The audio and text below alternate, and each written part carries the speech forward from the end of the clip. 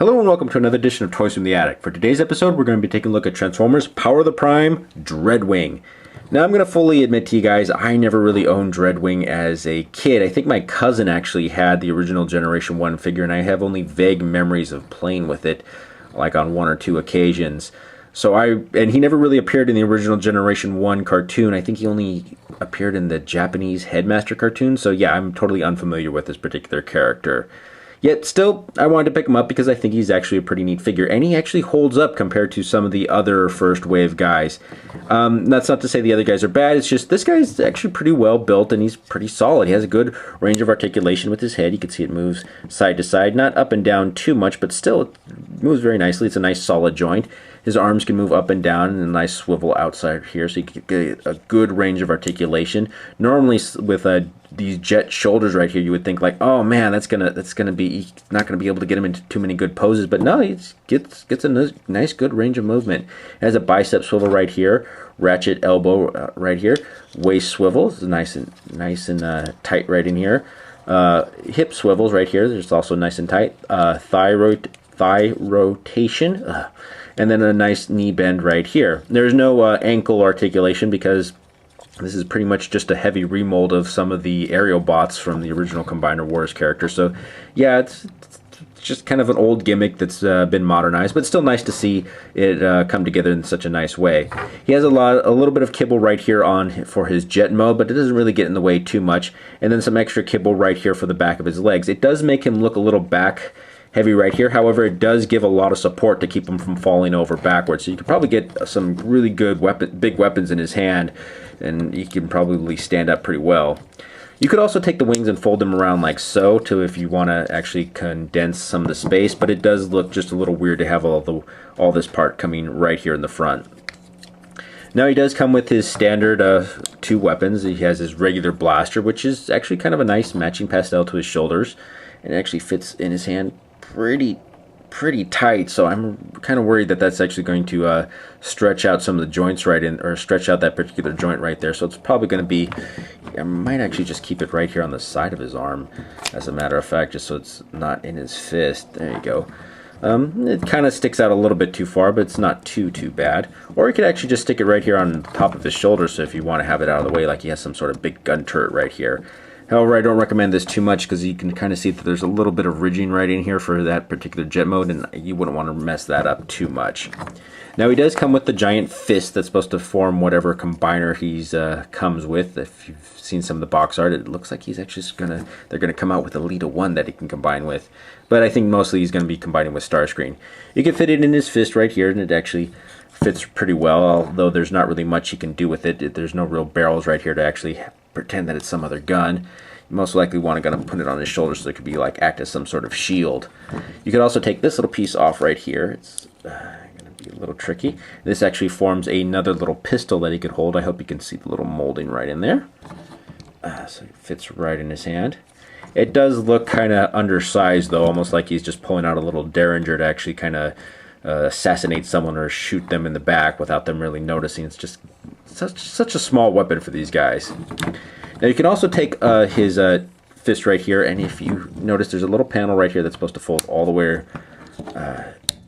down like so, and this is where you can actually fit the chest piece right here on his chest and actually stick any of the little Prime Masters in there, so he's actually getting powered up by the power of the Primes and taking on their power to take on whatever challenge is facing him right now.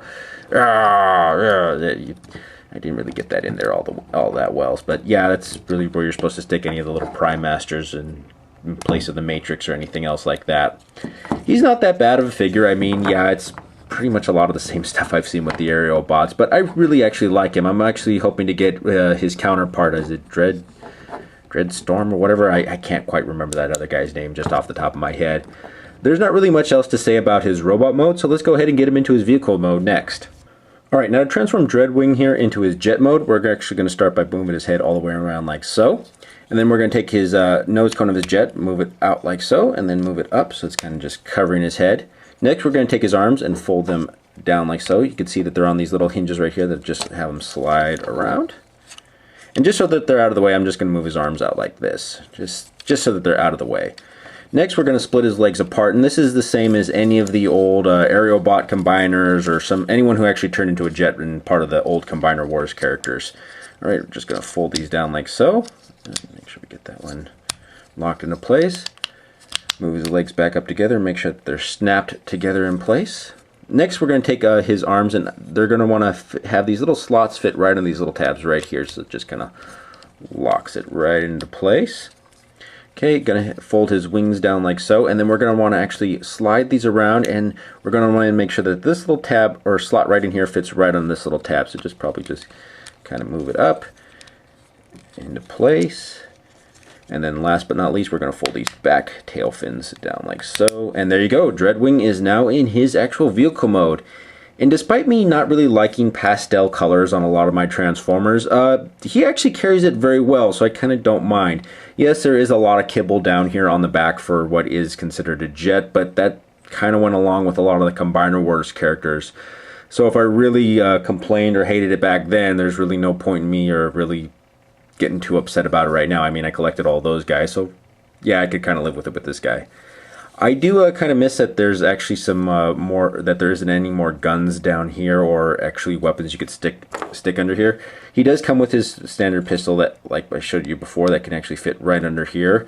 And this is the one time I actually do wish that there were some actual missiles, or that this peg could allow me to stick it right here underneath, so it actually looks like he has a bigger payload on the other side of his wing. You're kind of just stuck with actually having to flip this around, put it on top of him, and then it just actually looks like he has some sort of extra engine or payload on the top of him.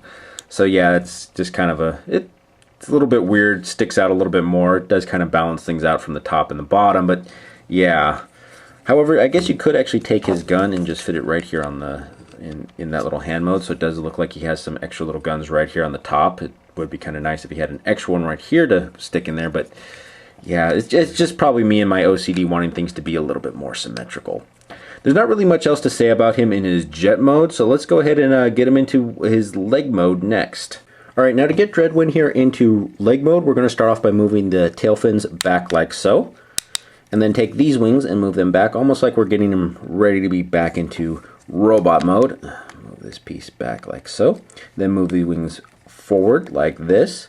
Next, we're going to take the jet part, move that back, and lock that into place with these little tabs going into these little slots right here. And next, I'm just going to separate his arms just because it's going to make it a little bit easier. And then pull his legs forward and back like so. Then move this piece up like here.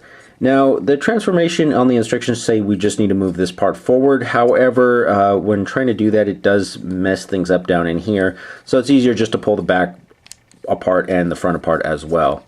Just get those into place, put the arms back into their little slots, and there you go. He's now ready to form the leg of whoever he's going to combine with. We don't actually have the foot piece because that comes with one of the bigger Power of the Prime combiners, either Grimlock or Starscream or whoever else you might want to combine him with. But yeah, this is pretty much his leg mode. So let's get him into his arm mode next. Now transform Dreadwing here into the arm mode. We're going to take his little tail fins and move them up again. And then we're just like before with his leg mode, we're going to take these pieces, fold them down around like so. And I probably didn't say this last time, but there is actually a little slot right in here on the back of these wings. It's kind of hard to see. That's going to fit right in this little tab right here. They don't always want to go in 100% close or flush with this, so yeah, it's just, yeah, you might think it does, but it doesn't, so don't get too caught up on that. Anyways, we're going to move the wings forward like so. Next up, let's actually move his arms out like this, just so we can get them kind of into place, and I'm going to just go ahead and rotate them up like so. Next, we're going to take his legs, separate them out, almost like we're getting them back into robot mode, and just move those up like so. Just fold those down, get those little slots right back into those little, or those little tabs right back in those slots. Now here, back up in the arms, we're going to want to fold these all the way around and bend the elbows, and you can see there's a little slot right there. This little tab's going to fit right in there, and that's just going to lock the arms into place so that they're out of the way when he's in his arm mode or combiner arm mode. Just get that right in there. Try to get everything on camera. Next, we're going to take the nose cone of his jet and move that around over like so. And then just take this part and move it out to form the shoulder joint. And while I'm at it, I gotta fix his legs one more time. Move his hips all the way around, and then we're just gonna take the fist, lock it in here, and there you go. He's now ready to form his combiner arm mode. And I will say that the legs of this particular character are wanting to stick together very well, so he's probably going to make a very nice arm. If you've seen any of my other reviews, you know that these parts tend to like pop apart whenever these guys are in the arm mode, and it just always kills it for me. I either got to find a rubber band or be very fragile with how I move these guys around. But this is actually really solid and sturdy. I don't know if this is just my particular figure or if this is just this guy's particular way, but he's going to make a very nice arm mode. I'm probably going to keep him in this mode most of the time whenever I have him combined. Anyways, this has been a look at Transformers Power of the Prime Dreadwind. Once again, thank you for watching. If you enjoyed what you've seen today, please feel free to like, subscribe, or leave a comment below in the comment section. Any advice for the show will be greatly appreciated. Who knows, something you suggest may appear on the show in the future.